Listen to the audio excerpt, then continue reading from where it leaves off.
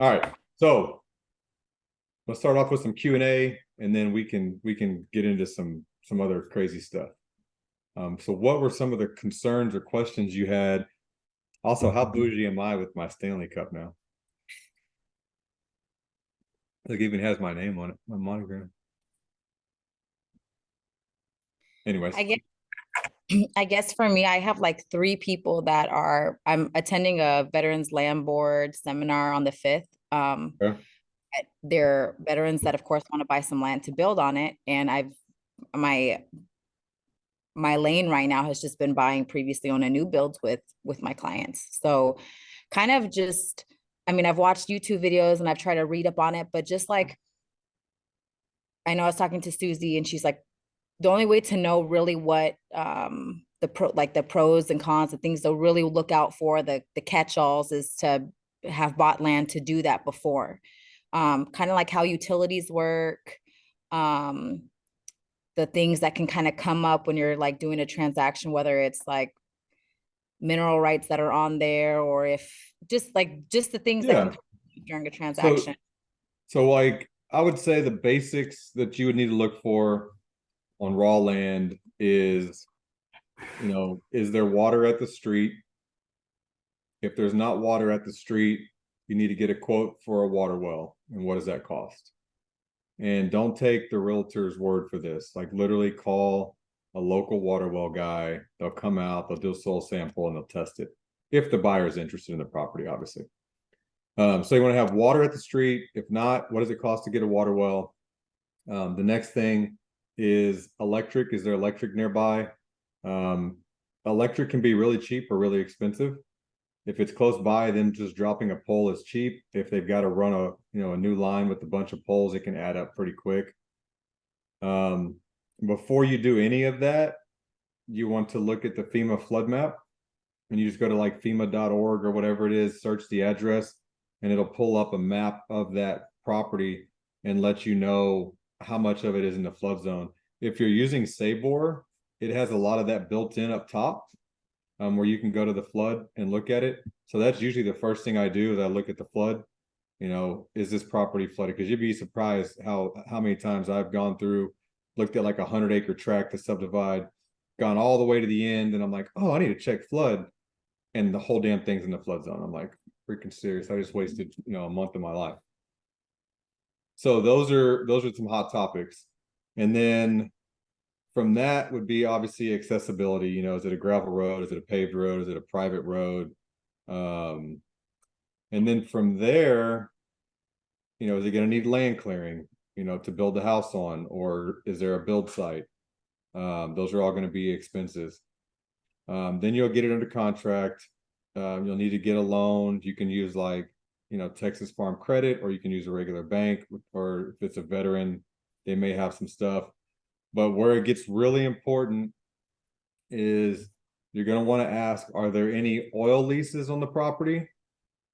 Are there any easements, any pipelines running through the property? This gets really tricky down in the Victoria area where all the oil places are. And then when you get the title commitment, this is very, very, very, very, very important. You want to look at Schedule B. Schedule B is going to show you all the easements, all the oil leases, everything that's attached to that property. A good title company will send you Schedule B along with the actual recordings from the courthouse, and you'll need to read those. I don't want to sit here and dive into that too much. If you come across that, call me and we can do a separate, Zoom going over it. But that's a whole nother thing. Most of the time, Schedule B is going to be clean. You're good. But a lot of times there's going to be, like most of the time it's going to be, like like an electric company has, a power line down it or something. A water company has a water line in the front.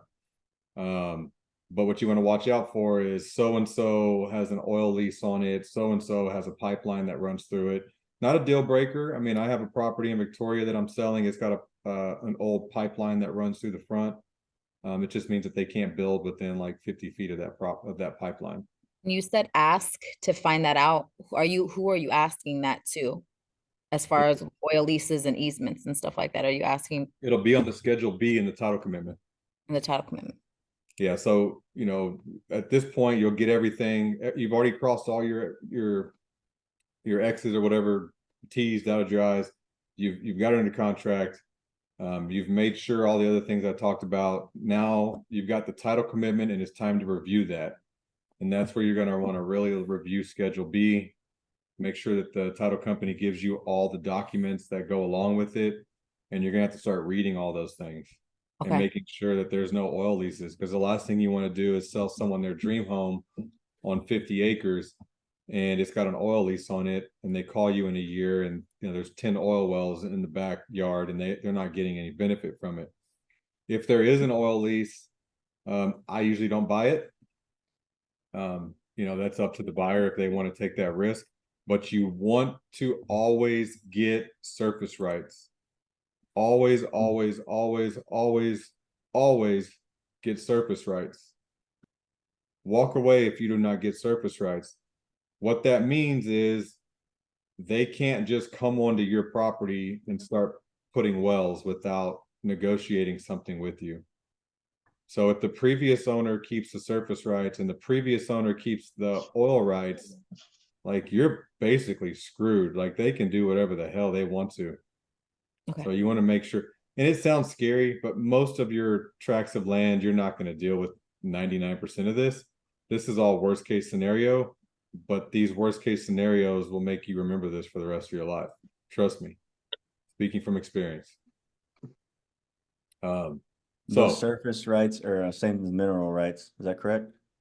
It's two different things. So a surface right is the right to go over your surface, and then if there's mineral rights, then they have the right to go over your surface and into your minerals.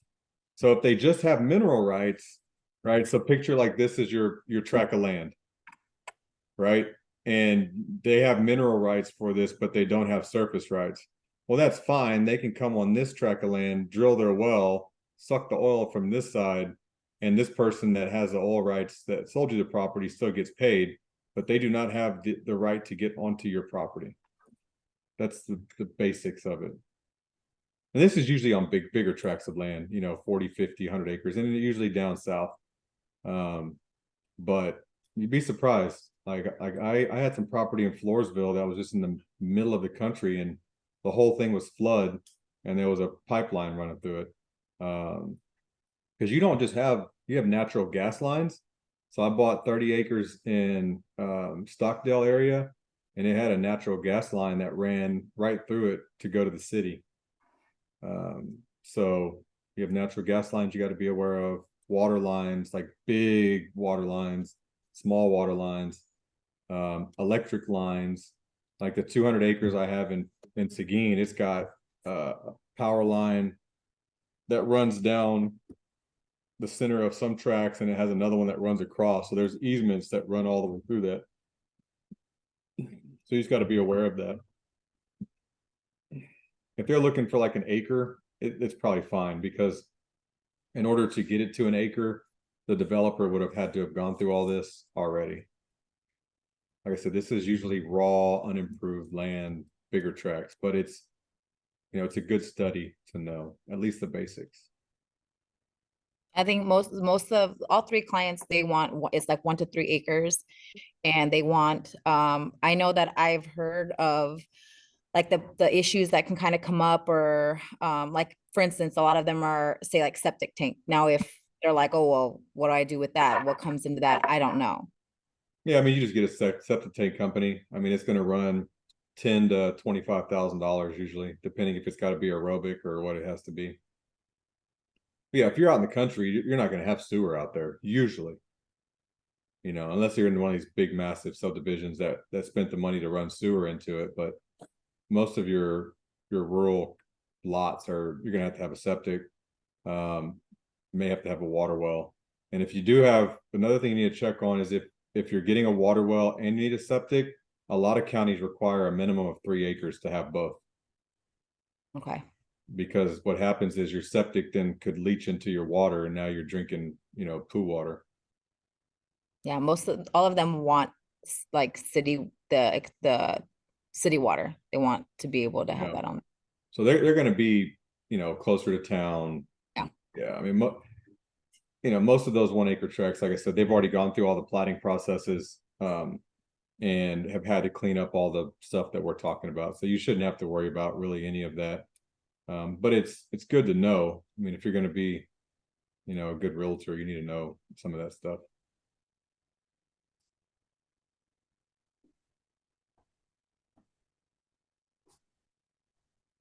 What other questions do y'all have?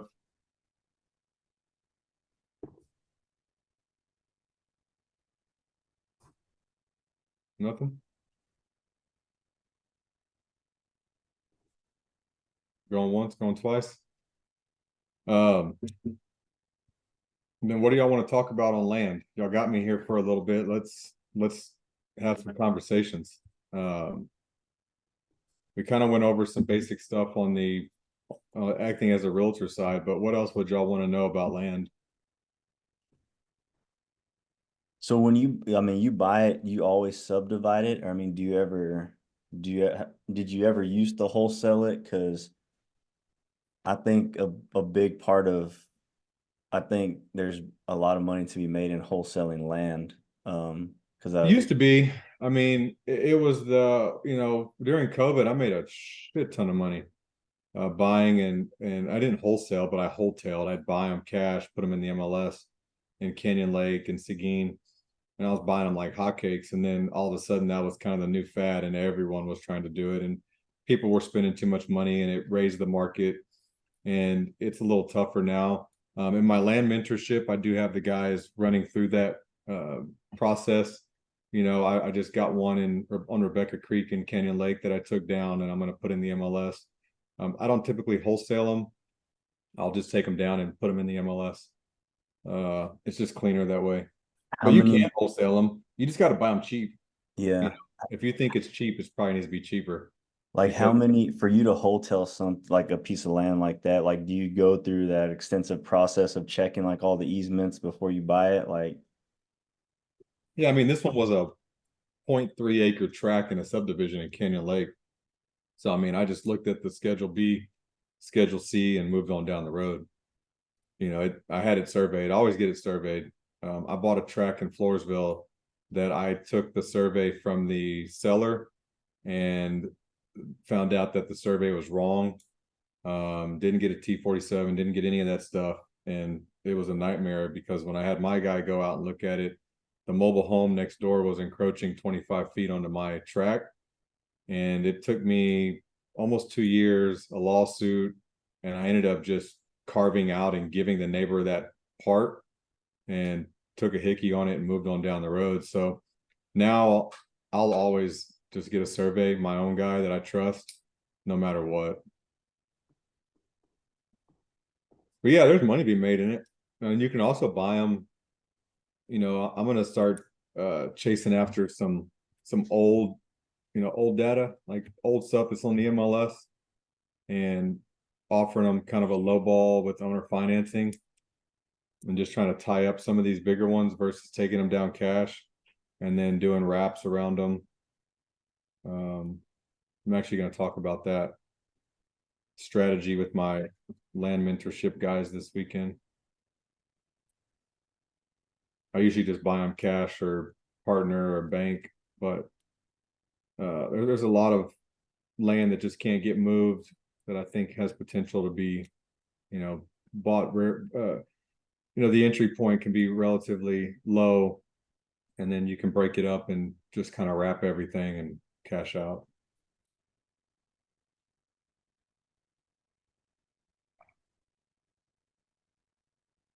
Any other questions? Yeah, can you go over what you just said? What is your obviously you said that maybe the flipping might not be like it was before. Any other strategies that you feel are good or could be good? Yeah, and some of y'all came in late.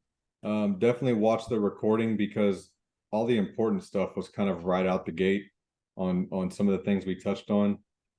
So y'all might want to go watch like the first couple minutes. But right now, dude, it's just weird. I don't know. I mean, I've got land that's sitting. I've got houses that are sitting. Some things are selling, some things aren't selling. I have no idea.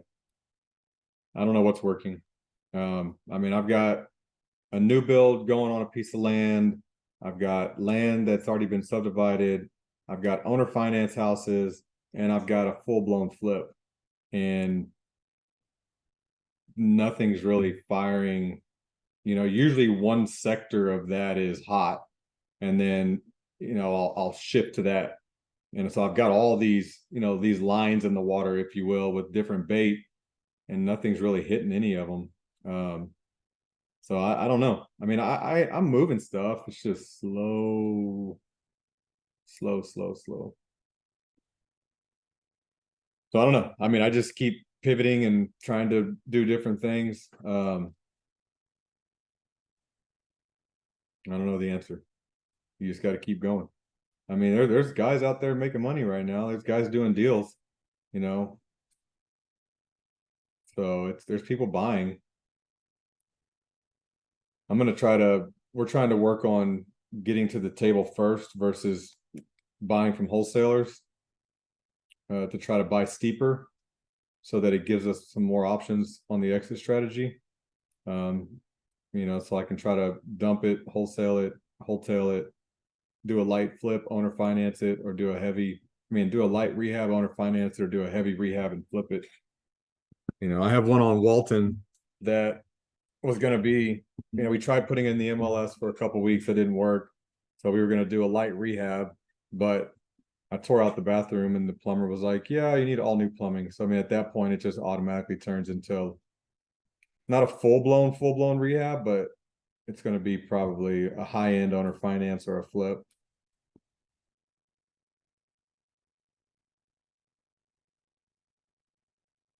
Yeah, I don't know if anyone has a magic. Everyone I've talked to is kind of in the same position. I have a couple friends that do tons of land, and they're, we're always talking, going like, hey, is your stuff sitting? Yep, my stuff's sitting. And we're all kind of in the same boat. I have some guys that do commercial stuff, and they're like, yeah, some things are moving, some things aren't. The buyers are wanting really big cap rates. Guys that are doing flips that say this price point seems to be okay on some houses, on other houses it's not moving. I just don't think there's any sort of rhythm right now, that we're used to.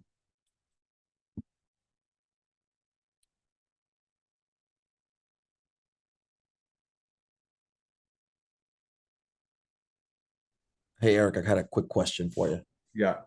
What, like in the past, have you focused on as far as the size of the tracks that you buy? Like what price points, and like typically what's the usage of the land for you? So I started off like smaller tracks, like 40 acres, and then I went to 100 acres, and then the last one I bought was 200 acres. And the reasoning is the more land you can buy at once, the lower price per acre, right? It's kind of like, buying in bulk versus buying one item. If you went to the store and said, hey, I need one hat embroidered, probably cost you like $30, right?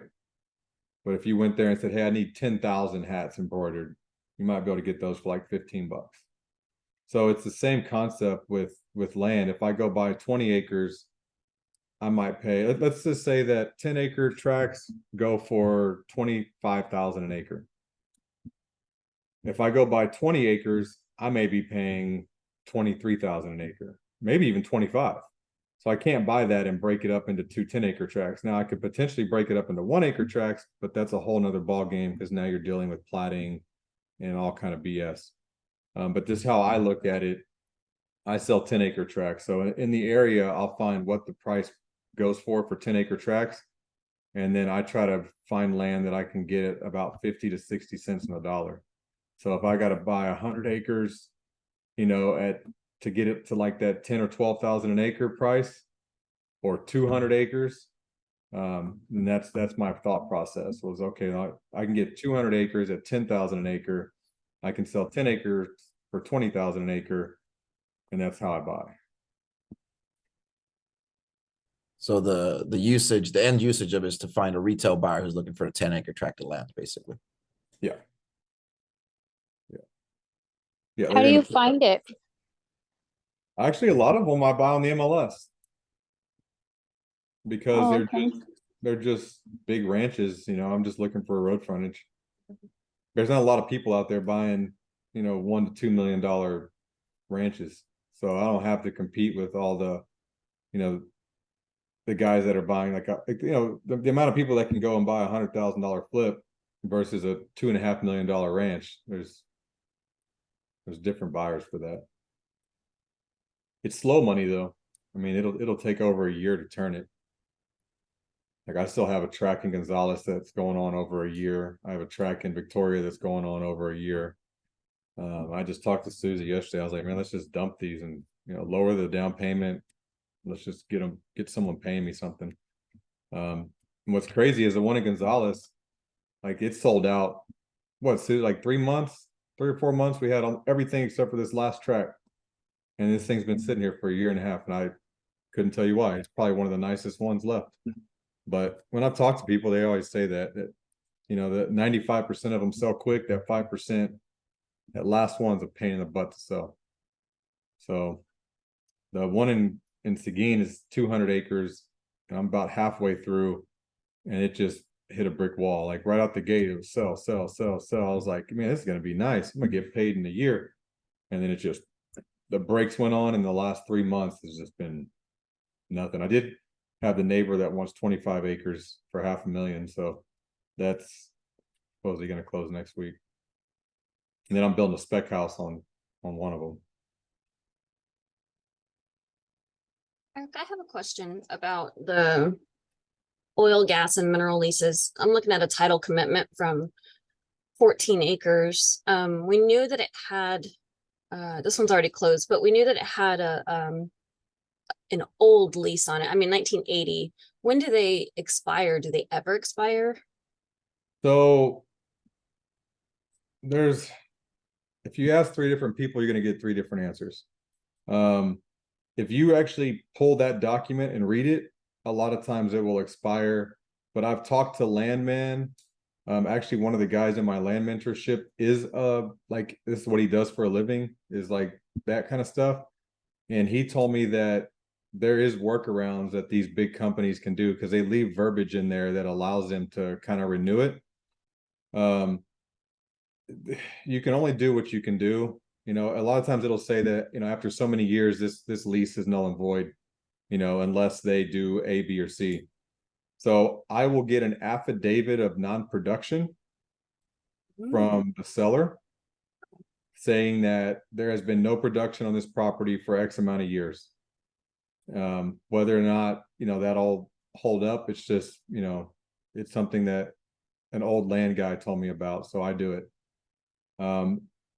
And then also you want surface rights. We talked about that in the very beginning. Some of y'all missed that, but you definitely want the surface rights, because even if they do try to renew that lease somehow and they get some workaround and they throw a bunch of money at it, you can still keep them off your property with surface rights. But is there any way to do it, you think, after we've closed for the surface rights? I don't know the answer to that. You didn't get surface rights on it? I don't believe so. Honestly, that was new to me. Yeah, there should be a mineral addendum, an oil and gas addendum, and it'll talk about surface rights on there. So this one was old. What they did was it was 37 acres and they split it into 3 and it was all family. Mm-hmm. And then it's been like that since 1997, I think it was, or 1995. Yeah, whenever you're doing a contract on land, there's a mineral, oil and gas mineral addendum or something. I forgot what the name of it is, but well, there was a house on it. Like they're actual like 3 tracks now with houses. People are living on them. That's why I didn't think I really needed one. yeah, I mean, once there's houses on it, I mean, oil companies aren't going to come put an oil well in the back of a house. That's what I was thinking. Now, but if there's enough land, you know, one of the guys that kind of taught me land, he bought this beautiful ranch down by the coast. And this is how he learned his lesson. And, you know, the next thing he knew, there were oil wells all over the entire thing. And he lost, I think, $1 million trying to sell it. So Good. I didn't think that we would have an issue. I saw it on there in 1980. I was like, that's kind of old. And it's since then they've split it up into 3 different, and it's still the families live on either side of my client. So I don't, and there are no oil well, patents or there's nothing on there. yeah, So but make it a good habit, even if there is a house on there, to do that mineral thing. It's a mineral, and I don't know, it's on the dot loop, and it'll talk about surface rights. You always want to get surface rights. Okay. I bought a property in Harwood, and it wasn't oil, but it was water.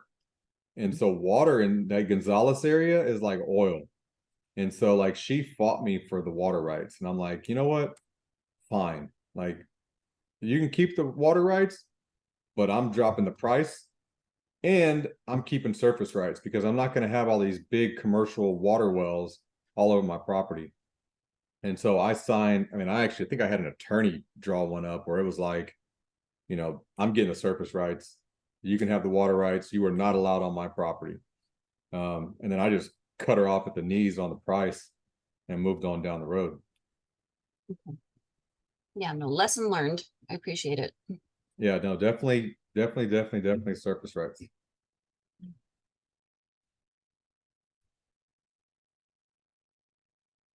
Schedule B, all right, so flood zone, first thing. Utilities, water, electric, sewer, and then Schedule B, review all that stuff, make sure there's any sort of oil leases or anything, and you always want to get surface rights. This is for bigger tracts. Like I said, if you're in a 1 acre subdivision, all that's probably already been cleaned up, but still make it a habit to review those Schedule B items. And always get your own survey.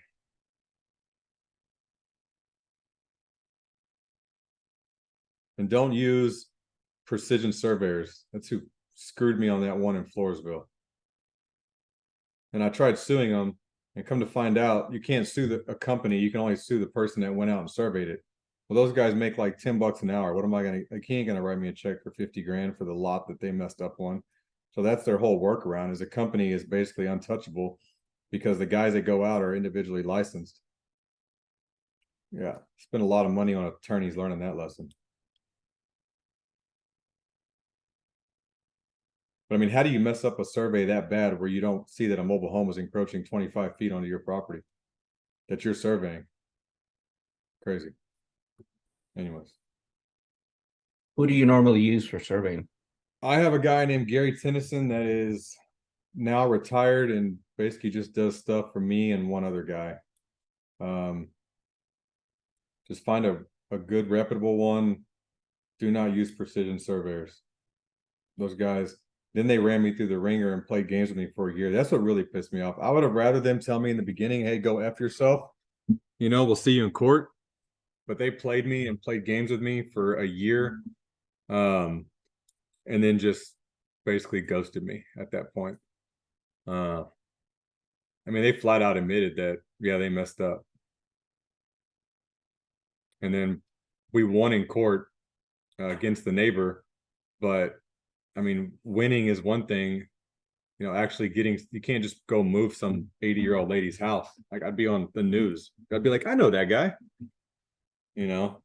I have a question in regards to also like surveying and things like that. So when there's land and there is quite a bit of like a flood zone, is that something that you can work around, or how does it work? I mean, because I've seen a lot of properties that have like flood zones and there's really not much space left, that there is no flood zone on it. And you got to have space for a house at least. So is there like a particular rule that I mean, you can buy an entire piece of land that's in the flood zone, but I mean, who the hell wants to have to pay flood insurance on a house out in the country? okay?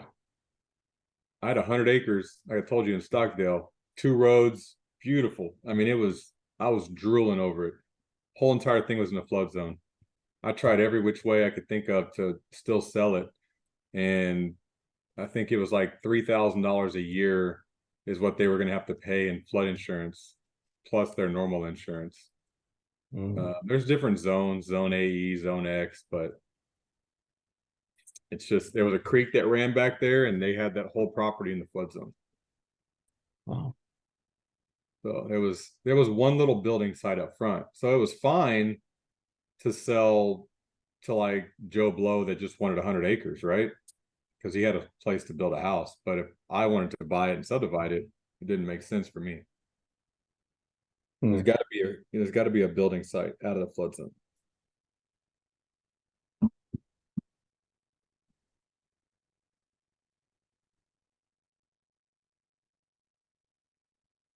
Anything else?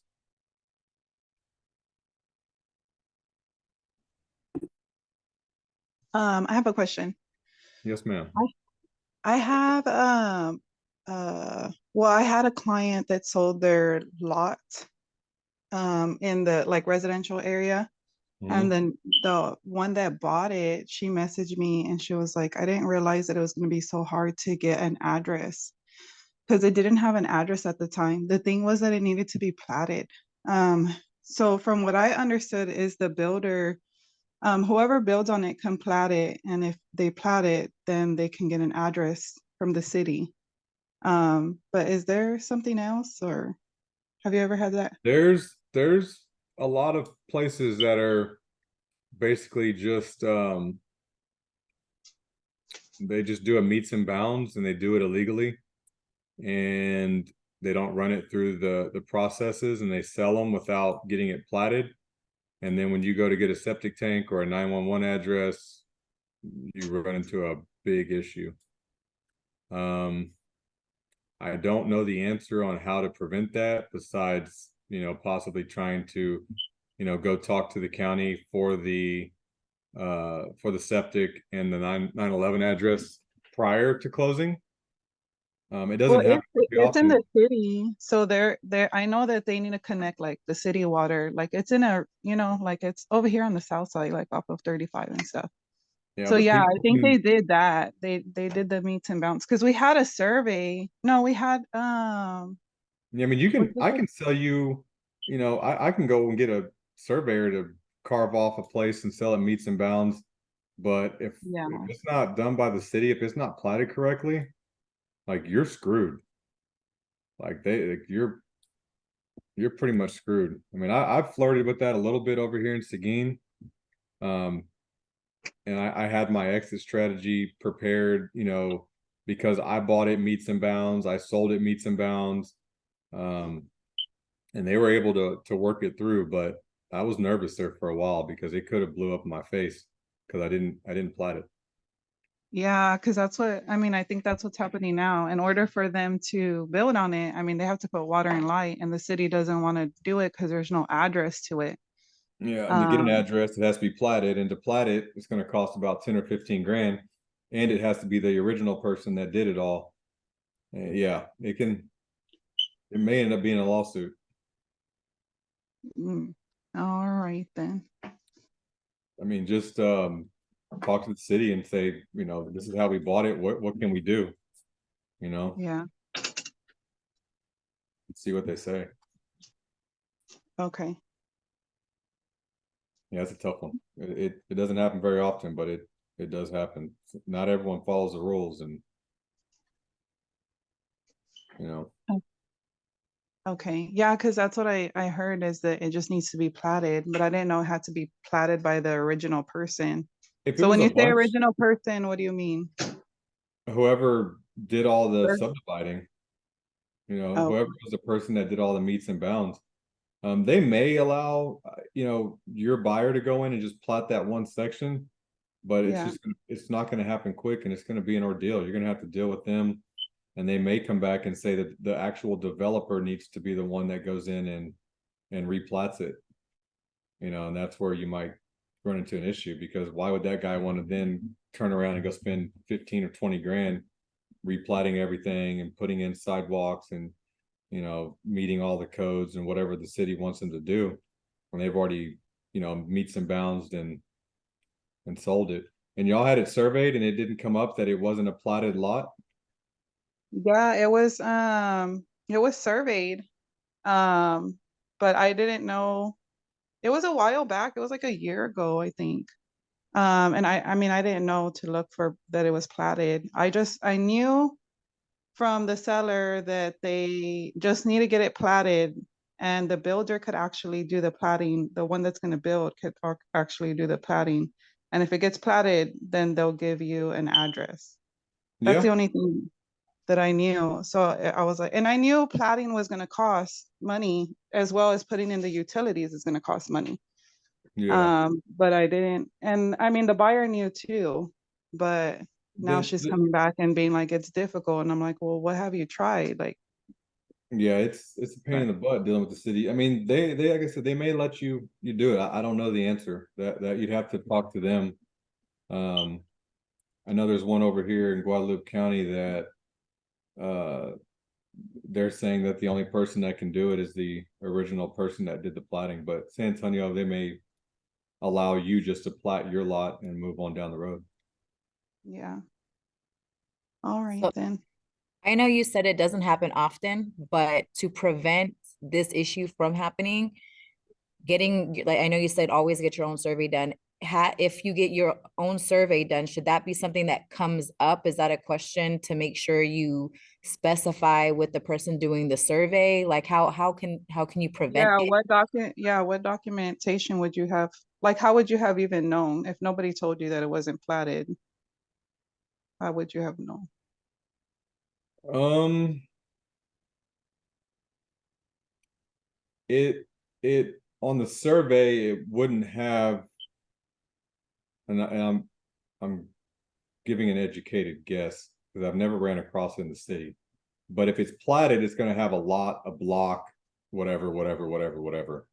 If it's just sold as a meets and bounds, then all it's going to have is, 700 feet, henceforth, due west. It's just going to have that kind of stuff. Yeah, that's what it had on there. Yeah, so it should, if it's platted, the city is going to give it a lot, block, whatever.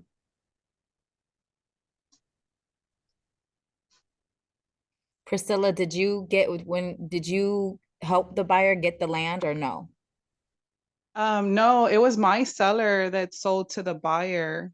Um, but yeah, You so listed. actually my client, my seller had bought, like I helped my seller buy that land. And then she was like, we don't want to build on it after all. We're getting old. Like, we're not going to build a house. So can you help us sell it? And I'm like, okay. So then that's how I knew the information, because they had already did all the research. Like they were already going to build on it. Like they got the estimate to build and everything. So she was like, oh, all they need to do is get it platted, and then the city will give them the address. And so I was like, okay, so then we turn around and we sell it now. And so we sold it to somebody, and then the buyer ended up getting a hold of me, and she was like, she's like, can you just help me sell it? And she's like, I didn't know it was going to be this difficult to get an address for it. But I'm like, well, at this point, like if I don't know what, like even if she wanted me to sell it, like I mean, how would I? And then plus, I felt bad. I'm like, no, it can't be that hard. I'm like, I know it's gonna cost money to get it platted, like, but she already knew. I mean, she knew it needed to get platted. She knew it needed utilities. So I don't know. It can be very difficult. I mean, if there's no water line in front, they have to get an engineered and get the water line ran. If there's no electric, they're gonna have to get it engineered, get that ran. I think it's like $10,000 or $15,000 just to get the planning process. You gotta I mean, it's not easy. Yeah, and I mean, it's like in the streets. There's houses right next door. I think the land is like 0.20 or something like that.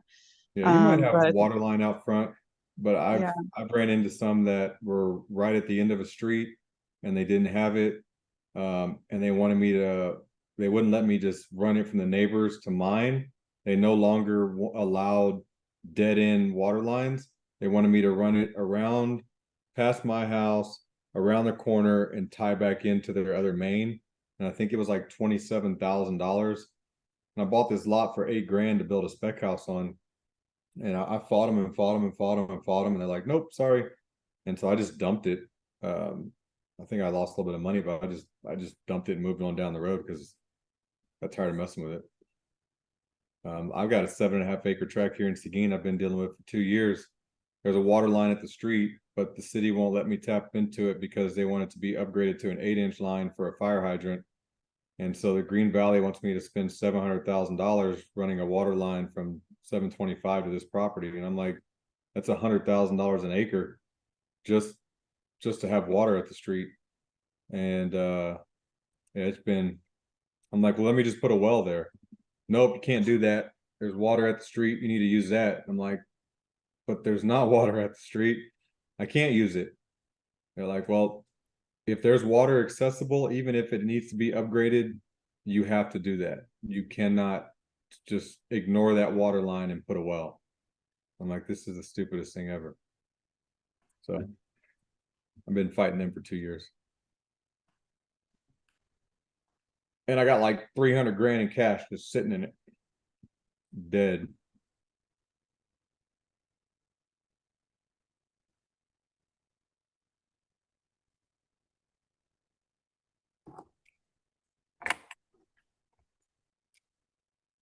Yeah, we got about 10 minutes.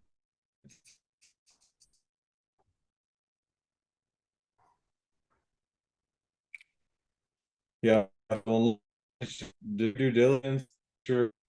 You know, this is all the scary stuff. You know, most of the time it goes smoothly. It says my internet connection is unstable. Can y'all hear me okay? Yeah, okay. Yeah, I mean, this is all the scary stuff, but the scary stuff can cost you a lot of money. So just do your due diligence and you should be fine. If you're in bigger subdivisions, you shouldn't have to worry about it, but still do your, you know, do your homework. Eric, you said to be careful and to review section B. What is that? Is it on a specific title- contract? On the title commitment. So whenever the Okay. title company sends you the title commitment, you have a schedule B, a schedule C.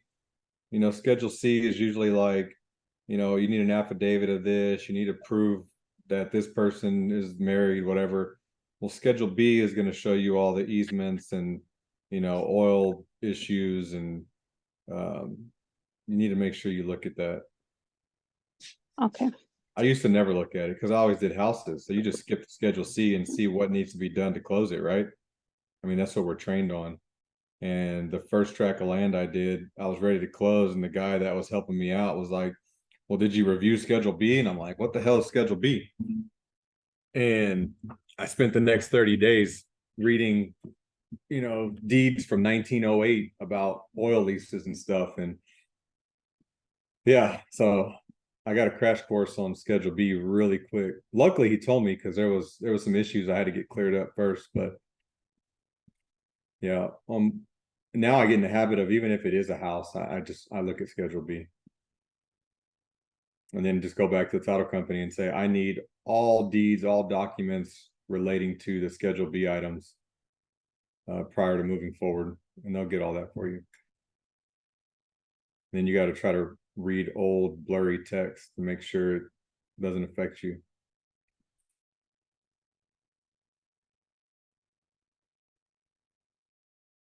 Elizabeth, I have one that I'll show you today, if you don't have one. And it's a land one too. I'll bring it to the class. Okay, thank you.